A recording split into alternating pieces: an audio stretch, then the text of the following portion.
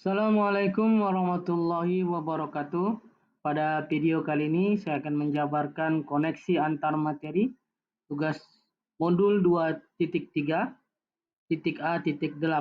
Perkenalkan, nama saya Iwan Ajis Maulana SPDI, MPD dari SD Negeri 002 Tanjung Palas Tengah, calon guru penggerak Angkatan 8 Kabupaten Bulungan, Provinsi Kalimantan Utara. Tujuan pembelajaran khusus pada koneksi antar modul ini, CGP menyimpulkan dan menjelaskan keterkaitan materi yang diperoleh dan membuat refleksi berdasarkan pemahaman yang dibangun selama modul 2 dalam berbagai media. Pertama, pemikiran reflektif terkait pengalaman belajar. Pengalaman atau materi pembelajaran yang baru saja diperoleh dalam modul 2.3 ini, saya mempelajari tentang supervisi akademik yang bertujuan untuk pengembangan kompetensi diri dalam setiap pendidik di sekolah. Pendekatan yang digunakan adalah coaching yang memiliki 3 prinsip, yaitu kemitraan, proses kreatif, dan memaksimalkan potensi. Kompetensi inti coaching yang harus dimiliki diantaranya adalah kehadiran penuh atau presence, mendengarkan aktif, dan mengajukan pertanyaan berbobot. Percakapan berbasis coaching menggunakan alur tirta, yaitu tujuan, identifikasi, rencana aksi, dan tanggung jawab. Terdapat 3 tahapan dalam supervisi akademik, yaitu pra-observasi yang disebut dengan perencanaan, lalu observasi yang disebut dengan pelaksanaan, dan pasca observasi yang disebut dengan tindak lanjut. Adapun emosi-emosi yang dirasakan terkait pengalaman belajar, yang pertama cemas. Sebelum mengetahui isi materi dalam modul ini, saya sedikit cemas karena khawatir tidak mampu dalam memahami dan mengaplikasikannya. Lalu yang kedua, tertarik. Setelah mempelajari dalam eksplorasi konsep, saya mulai tertarik dalam mendalami isi dari modul ini. Lalu yang ketiga, gembira. Saya merasa gembira saat mampu mempraktikkan coaching bersama rekan CGP dalam ruang kolaborasi dan demonstrasi kontekstual. Dan yang terakhir, yang keempat, optimis. Saya optimis untuk mampu mengaplikasikannya di sekolah tempat saya mengajar. Apa yang sudah baik berkaitan dengan keterlibatan diri dalam proses belajar? Saya mampu berkolaborasi dengan rekan sesama CGP saat mempraktikkan proses coaching menggunakan alur tirta dan sesuai dengan prinsip coaching dalam ruang kolaborasi dan demonstrasi kontekstual, baik berperan sebagai coach, berperan sebagai coachee, maupun sebagai pengamat atau observer. Selanjutnya, apa yang perlu diperbaiki terkait keterlibatan diri dalam proses pembelajaran? Menurut saya yang perlu diperbaiki adalah kemampuan dalam mengajukan pertanyaan berbobot agar dapat menggali informasi permasalahan pada diri coachee sehingga dapat menemukan solusi atas permasalahan yang dihadapi. Adapun keterkaitan terhadap kompetensi dan kematangan diri pribadi, yakni setelah saya mempelajari modul 2.3 ini tentang coaching dalam supervisi akademik, kompetensi saya mulai berkembang, ditandai dengan mampu mempraktikkan proses coaching menggunakan alur tirta, baik sebagai coach, sebagai coachee, maupun sebagai pengamat. Saat saya mempraktikkan proses coaching, saya harus mampu mengendalikan diri dari asumsi-asumsi pribadi dan rasa emosi sehingga muncul kematangan berpikir dan bertindak agar sesuai dengan prinsip coaching, yaitu kemitraan, proses kreatif, dan memaksimalkan potensi. Yang kedua, selanjutnya analisis untuk implementasi dalam konteks CGP. Memunculkan pertanyaan kritis yang berhubungan dengan konsep materi dan menggalinya lebih jauh. Bagaimana agar prinsip coaching dapat diterapkan dalam kegiatan supervisi di sekolah? Prinsip coaching dapat diterapkan jika kepala sekolah memiliki pengetahuan tentang coaching dalam supervisi akademik dan mau mengaplikasikannya.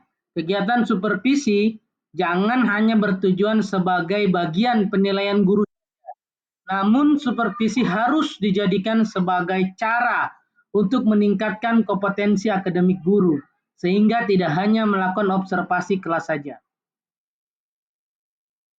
Akan tetapi harus ada percakapan pra-observasi dan pasca-observasi. Dalam percakapan pra-observasi, sebagai seorang kepala sekolah harus mendiskusikan perencanaan yang akan dilakukan oleh guru. Sedangkan saat pasca observasi, kepala sekolah memberikan umpan balik atau tindak lanjut terkait pelaksanaan observasi kelas yang dilakukan oleh guru. Lalu mengolah materi yang dipelajari dengan pemikiran pribadi sehingga tergali wawasan insight atau wawasan baru. Coaching dalam supervisi akademik dapat berpengaruh dalam terwujudnya pemimpin pembelajaran yang berpihak pada murid, yakni hal yang sangat penting untuk diterapkan dalam lingkungan sekolah. Agar terwujud pembelajaran yang berpihak pada murid, guru harus memiliki kompetensi menjadi pemimpin pembelajaran. Menjadi pemimpin pembelajaran harus memahami perkembangan murid secara menyeluruh. Tidak hanya aspek kognitif saja, namun juga harus memahami karakter dan sosial emosional murid. Dengan demikian, tujuan coaching dalam supervisi akademik untuk mengembangkan kompetensi guru agar dapat meningkatkan kinerja dan terwujudnya pembelajaran yang berpihak pada murid. Menganalisis tantangan yang sesuai dengan konteks asal CGP, baik di tingkat sekolah maupun di tingkat madrasah daerah. Tantangan terberat adalah ketika menyeragamkan pemahaman tentang coaching dalam supervisi akademik kepada komunitas sekolah. Supervisi akademik hanya dijadikan sebagai penilaian rutin kepala sekolah kepada guru saja. Seharusnya dapat dijadikan acuan atau pedoman untuk meningkatkan kompetensi guru. Untuk tantangan tadi, maka perlu ada alternatif solusi terhadap tantangan yang telah diidentifikasi. Yang pertama, alternatif solusi yang dapat dilakukan adalah melakukan sosialisasi kepada seluruh komunitas sekolah saat kegiatan rapat guru agar terjadi penyeragaman persepsi tentang makna supervisi akademik. Selanjutnya solusi yang kedua, yaitu memberikan contoh praktik coaching dalam supervisi akademik melalui berbagai media, baik itu media informasi digital yang dapat diakses oleh seluruh komunitas sekolah. Yang ketiga, membuat keterhubungan atau keterkaitan. Melihat pengalaman masa lalu, saya pernah disupervisi kepala sekolah dan pengawas sekolah pada mapel pendidikan agama Islam.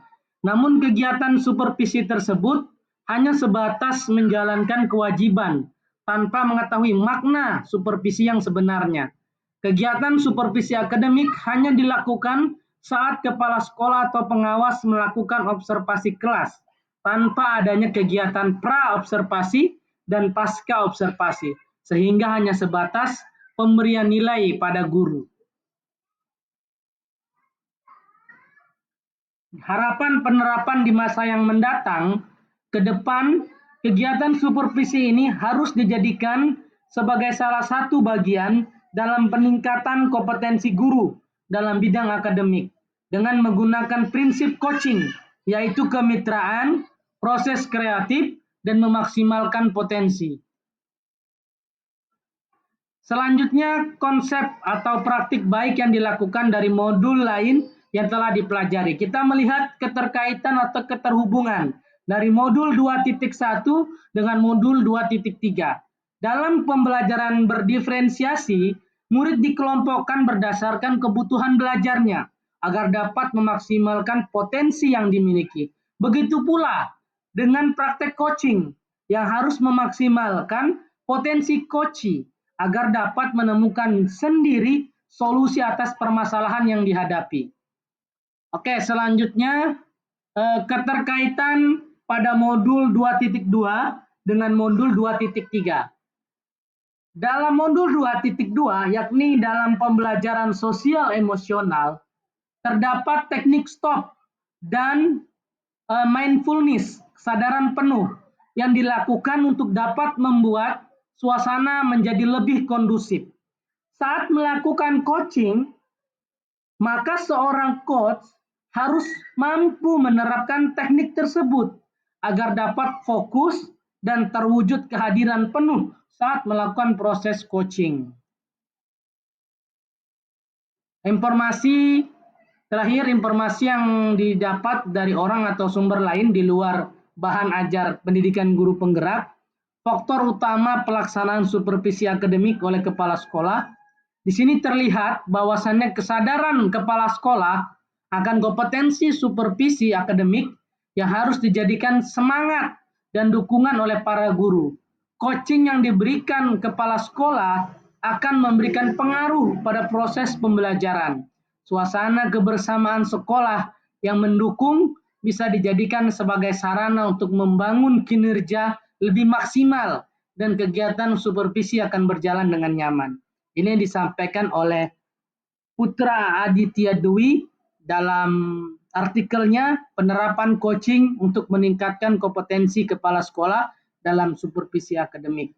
Demikian yang bisa saya sampaikan terkait tugas koneksi antar modul pada modul 2.3. Semoga bermanfaat untuk kita semua. Terima kasih dan salam guru penggerak. Assalamualaikum warahmatullahi wabarakatuh.